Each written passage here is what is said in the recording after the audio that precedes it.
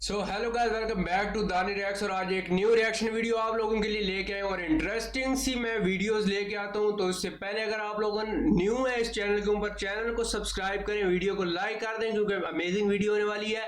आज की वीडियो का टॉपिक है why you haven't heard about this genius Indian who created internet.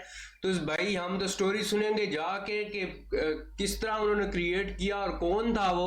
तो चलते हैं जाके वीडियो देखते हैं। उससे पहले यार आप चैनल को सब्सक्राइब कर लिया करें। 94% लोग जो हैं वो सब्सक्राइब किए बगैर देखते हैं। तो चलते हैं जाके वीडियो शुरू करते हैं।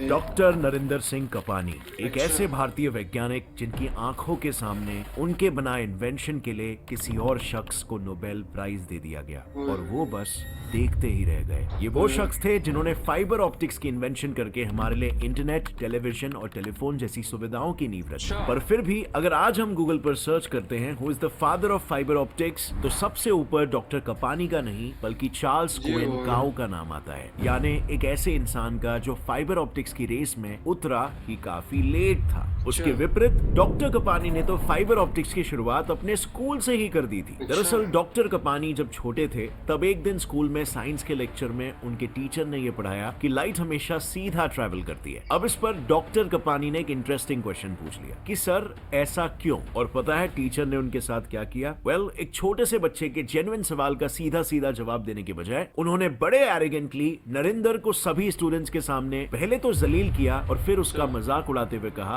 कि एक काम कर, आगे तू उसे बेंड करके दिखा दियो, अभी जा बैठ जा। अब टीचर के ऐसे बर्ताव से डॉक्टर कपानी उस वक्त बैठ तो गए क्योंकि आखिर करते भी तो क्या। पर उस दिन उन्होंने ये ठान लिया कि बस इस इंसान ने सबके सामने मुझे जलील किया है, अब तो मैं लाइट को बेंड करके दिखाऊंगा। और फिर क्या था, इसी पल से शुरुआत हुई फाइबर ऑप्टिक के पहले अध्याय की। अपने इस पहले अध्याय में अपने चैलेंज को पूरा करने के लिए पहले तो उन्होंने आगरा यूनिवर्सिटी में बीएससी की डिग्री ली और उसके बाद फिर कुछ सालों के लिए देहरादून में स्थित Indian ordnance factory services IOFS में जॉब पर लग गए। और ये बाय द वे बात हो रही है भारत के इंडिपेंडेंस के जस्ट कुछ साल पहले की, जब उनका मानना था कि ये IOFS इंडियन मिलिट्री के लिए बाइनोकुलर्स वगैरह जैसी कई अनगिनत ऑप्टिकल इंस्ट्रूमेंट्स बनाती है। सो यहाँ पर अगर कुछ समय काम कर लिया तो लाइट से संबंधित एक अलग ही पर्सपेक्टिव भी मिल जाएगा। प्लस मैं अपने अल्टीमेट गोल की दिशा में अपने अगले कदम के नजदीक भी पहुंच जाऊंगा, वो कदम जिसमें उन्हें हायर स्टडीज के लिए इंग्लैंड जाना था। लेकिन यही करते वक्त उन्होंने एक इंपॉर्टेंट चीज को ऑब्जर्व किया। देखो,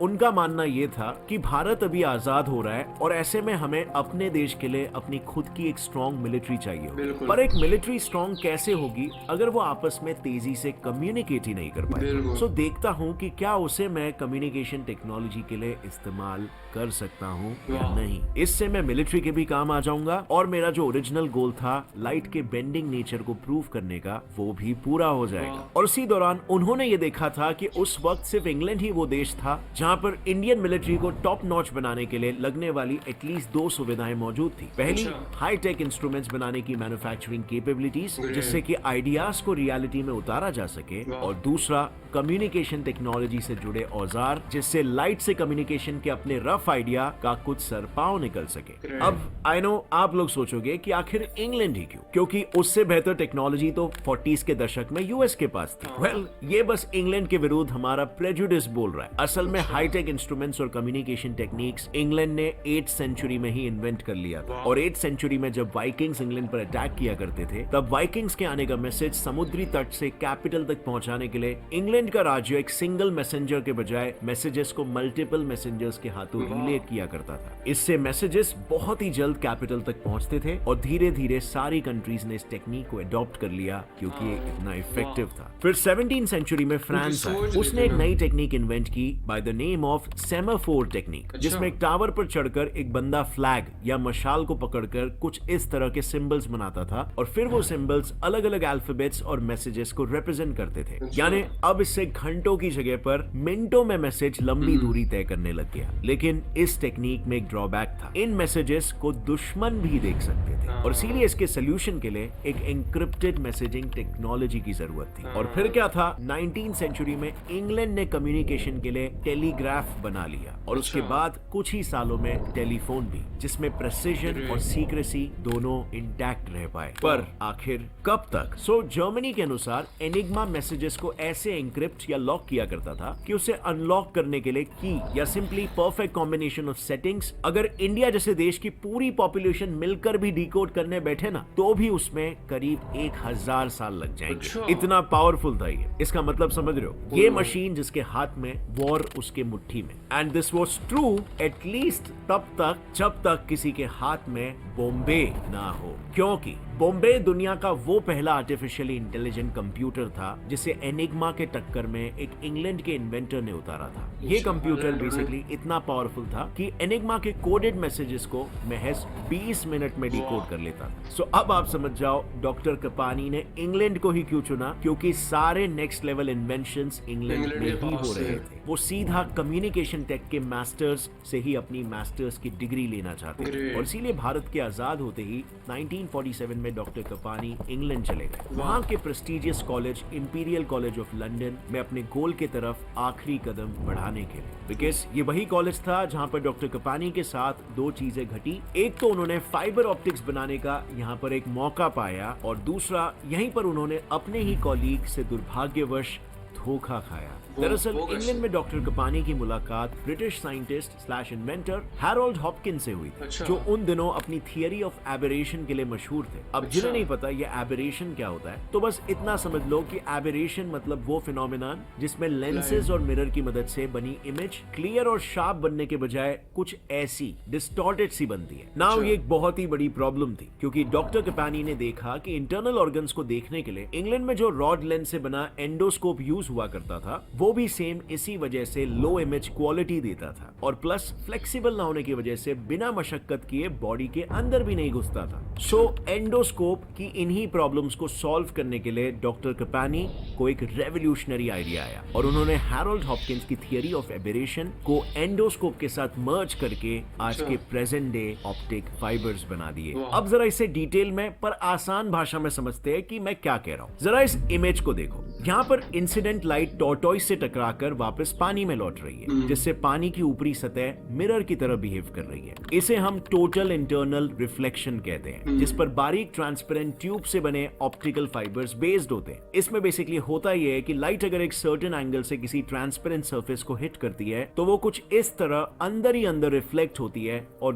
दूर तक ट्रैवल करती है। Simple, right? Well, not exactly. एक प्रॉब्लम है यहाँ पर। TIR के लिए इंसिडेंट लाइट रे का एंगल एक क्रिटिकल एंगल से ज्यादा चाहिए होता है, बिकॉज क्रिटिकल एंगल नॉर्मल और इंसिडेंट रे के बीच का वो एंगल होता है जिसके लिए रिफ्रैक्टेड लाइट 90 डिग्रीज का एंगल बनाती है। अगर ऐसा नहीं किया तो रिफ्रैक्शन की वजह से हर टकराव पे कुछ लाइट ऑप्टिकल फाइबर के बाहर लीक हो जाएगी और लाइट में एनकोडेड इंफॉर्मेशन दूसरे एंड तक पहुंचेगी ही नहीं। प्लस अगर एक ही लाइट रे में इतनी प्रॉब्लम है तो मल्टीपल रेस कैसे भेजेंगे? और बस यहीं पर डॉक्टर कपानी ने एंट्री मारी। देखो, आपके 12 मेगापिक्सल के कैमरे में 12 मिलियन टाइनी RGB सेंसर्स पूरे सीनरी के कलर डिटेल्स को कैप्चर करते हैं। अब ऐसे में सपोज अगर आपके कैमरा के सारे RGB सेंसर्स एक सिंगल बड़े RGB सेंसर में कंबाइंड होते तो आपको ये इमेज कुछ ऐसी दिखाई देती, पर बिकॉज आपके कैमरा में RGB सेंसर्स इतने ज्यादा होते हैं वो इमेज पहले ऐसी और फिर ऐसी नजर आती है। यानी सिंपली पुट, ज्यादा सेंसर्स मतलब हायर रेजोल्यूशन। और बस फिर क्या था, डॉक्टर कपानी ने यही लॉजिक ऑप्टिक फाइबर्स में भी अपनाया। उन्होंने एक थिक केबल के बजाय ढेर सारे बालों जितने पतले ग्लास फाइबर्स लिए और उनका एक बंडल बनाया जिससे उन्हें फ्लेक्सिबिलिटी के साथ साथ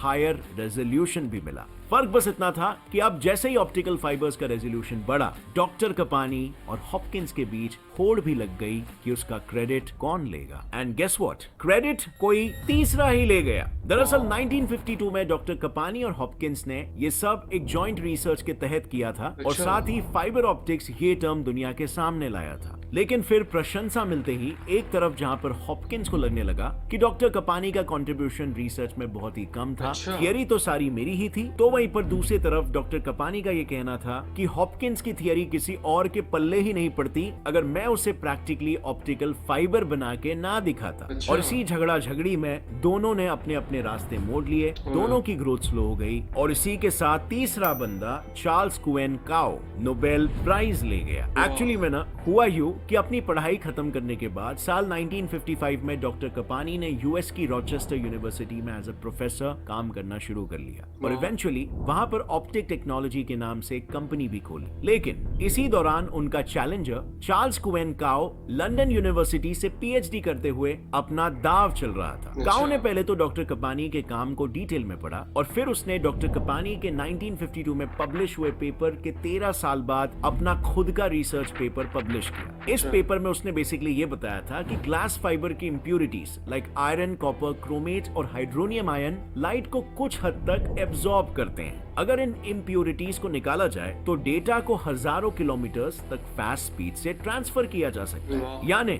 एक ऐसी टेक्नोलॉजी जो लाइट की स्पीड से डेटा को ट्रांसफर कर सकती थी, वो अब रेडी थी मेरी बदौलत। और इनफैक्ट न्यू जर्सी के इलेक्ट्रिकल इंजीनियर डेविड पेन और इमैनुअल डी सर्वायर ने प्रभावित होकर इस टेक्नोलॉजी पर बेस्ड इलेक्ट्रिक सर्किट्स या ऑप्टो इलेक्ट्रॉनिक सर्किट्स भी बनाए, जो आगे जाकर वही सर्किट्स बनेंगे जिनसे आज हम हाई स्पीड इंटरनेट चलाएंगे। लेकिन अगर देखा जाए तो काओ का पूरा वर्क डॉक्टर कपानी के ही वर्क पर बेस्ड था। उसमें बस कुछ माइन्यूट से एडिशंस कर दिए गए थे और फिर भी रॉयल एकेडमी ऑफ साइंसेस ने नोबेल प्राइज काओ को दे दिया। And you know what's worse, fiber optics की डिस्कवरी, 3 सक्सेसफुल कंपनीज को चलाने और करीब 100 से भी ज्यादा साइंटिफिक पेपर्स पब्लिश करने के बाद भी कोई भी आज के तारीख में even Indians doctor Narendra Singh Kapany को नहीं जानता। बट एनीवे फ्रेंड्स, इस वीडियो को देखने के बाद उम्मीद है आप अच्छे से जान गए हो और आप प्राउड भी फील कर रहे हो कि एक भारतीय का भी इतना बड़ा योगदान है इस दुनिया में। खैर फ्रेंड्स, ये अकेले ऐसे साइंटिस्ट नहीं थे जिनके मैसिव अकम्प्लिशमेंट्स अननोटिस्ड गए। ऐसे एक और एक इंडियन जीनियस भी थे जिनकी रिसर्च को नासा तक एडमायर करती है, पर नोबेल प्राइज कमेटी नहीं। मैं बात कर रहा हूँ इंडियन मैथमेटिशियन सत्येंद्र नाथ बोस जी की, जो कि इतने ब्रिलियंट थे और उनकी लाइफ इतने अकम्प्लिशमेंट से फील्ड थी, जिस पर हमने एक वीडियो बनाई है। आप इस वीडियो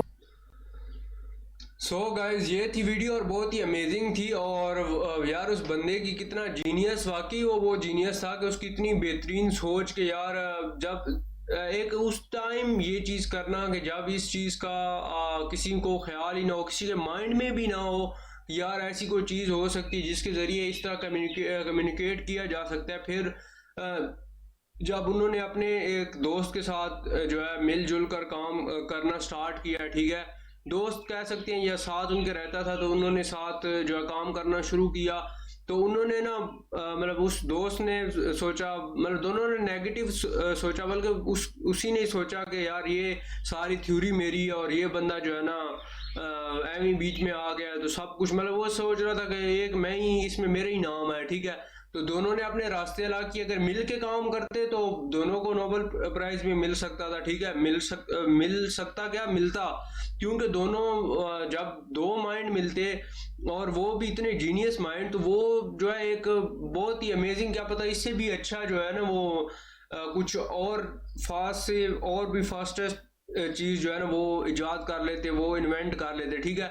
लेकिन दोनों के वो जो है ना मिलजुल के काम करने वाला वो हिसाब दोनों में नहीं रहा, दोनों स्लो हो गए, ठीक है। तीसरा बंदा बाजी ले गया। वो कहते हैं ना कि भाई जदों अपने को ना 2 टुटे ते फिर विच तीसरे ही आ जाता है, पता नहीं इसी तरह की कोई मिसाल थी पंजाबी में। तो यही चीज़ है कि यार जो है ना वो जब 2 बंदे मिल के काम कर रहे थे, ठीक है, वो आपस में उनके इख्तलाफ बड़े, मतलब वो आपस में वो सोच रहे थे कि यार वो बंदा सोच रहा कि यार सारी थ्योरी मेरी है, तो एंड के ऊपर जब होगा तो इसको भी साथ, इसका काम भी थोड़ा है तो इसको अवार्ड मिल जाएगा, या अवार्ड का नहीं तो सारा क्रेडिट ही इसको मिल जाएगा और हाफ मुझे मिलेगा, क्यों ना पूरा क्रेडिट मैं ही ले लूँ। तो उस चक्रों में अपना भी उसने नाम डुबो दिया और इस बेचारे की मेहनत जो है, इनकी भी मेहनत को जो है ना वो जिसे कहते हैं ना पानी में डुबो दिया। लेकिन ये है कि इंडिया को फिर भी प्राउड फील करना चाहिए। सबसे पहले वही, फिर जो तीसरे ने बनाया वो भी इन्हीं की स्टडी करके बनाया कि इन्होंने जितना कुछ उधर नोट्स वगैरह में जो भी था उसमें लिखा, उसने वो चीज़ पढ़ी, ठीक है, उसके बाद उसने स्टार्ट की। तो इसके ऊपर भी बहुत ही प्राउड फील करना चाहिए। तो मैं उम्मीद करता हूँ आप लोगों को मेरा रिएक्शन पसंद आया होगा। मिलते हैं नेक्स्ट वीडियो में। अपना बहुत सारा ख्याल रखिएगा। अगर अभी तक चैनल को सब्सक्राइब नहीं किया तो यार चैनल को सब्सक्राइब कर दें। मिलते हैं नेक्स्ट वीडियो में। अल्लाह हाफिज़।